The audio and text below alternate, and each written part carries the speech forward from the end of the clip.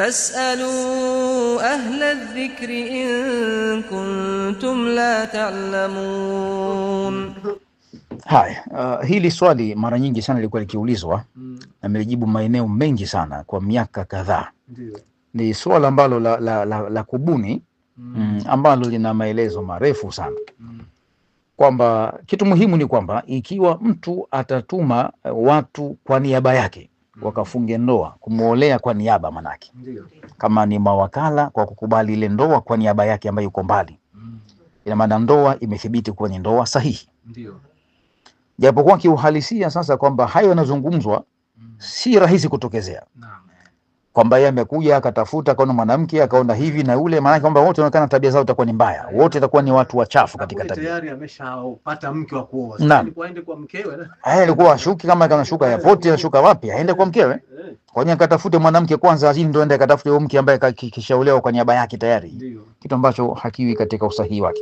Kwa jumla kwamba ikiwa atazini kwamba mtu amekusudia kuuzini, kufanya zina, lakini kwamba aliyemkusudia kumzini kumbe kabahatika kuwa ni mkewe.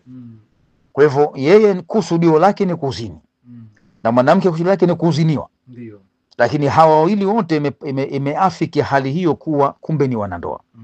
Je, hawa ni wazinifu au wamefanya tendo la ndoa tu hawa? Kwa jumla kwamba swala hili linarudi katika mambo mengi sana. Mojawapo ni kwamba swala la makusudio. Hadithi sahihi ya sahaba Umar ibn al-Khattabi imepokelewa katika Sahih Bukhari na katika Imam Rabi' musnad yake na wengineo katika maulama wanapokea hadithi hiyo ya kwamba innamal a'malu binniyati. Msimamo ni hapo katika fatwa kwamba hakika matendo hulipwa kwa mujibu wa nia.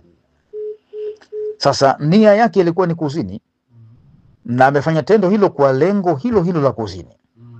Ina maana huyu malipo yake ni sawa na mzinifu katika dhambi.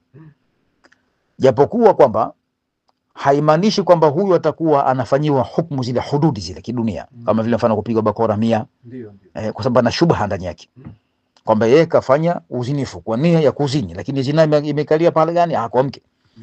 Sawa na mfano katika mahali ya kawaida, mfano pigie nipate kuweka sawa ufahamu zaidi kwa wasikilizaji. Mfano mtu amekusudia kuiba, mwizi hasa huyo. Amekwenda pahala hivi akakuta kuna kofia nzuri imewekwa pahala hivi, akaiba kofia ile akakimbia nayo. Kufika nyumbani kwake anaangalia kofia ile, kumbe ni yake alinunua zamani. Kwa maana ameiba mali yake mwenyewe. Hasa kusudio lake huyu ni kuiba mali ya mtu. Lakini bahati mbaya wizi ule umeingia katika kuiba mali yake mwenyewe.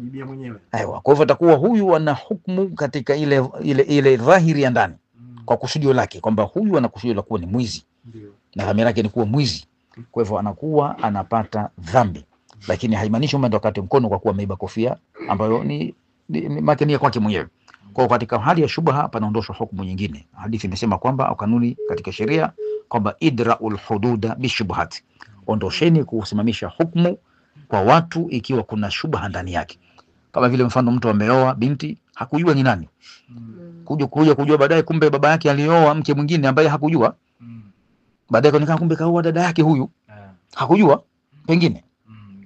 Pengine jina lilibadilishwa, haikutajwa vizuri na yeye akaomba huyu dadake. Hata huwa ni mzinifu yule, wala hata kuwa kazini na mahrim. Itakuwa huyu ameingia katika ndoa ya shubha kwa kuwa hakufahamu ule usahihi na uhalisia wa kile ambacho amekifanya. Wallahu ta'ala adam. Hai, huyu hapa anasema asalamu alaykum.